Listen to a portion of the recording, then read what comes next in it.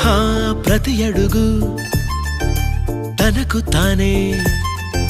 సాగింది నీ వైపు నా మాట విన్నంటూ నేనాపలేనంతగా భయపడకు అది నిజమే వస్తోంది ఈ మార్పు నీ కోతి చిందుల్ని నాట్యాలుగా మార్చగా నన్నింతగా మార్చేందుకు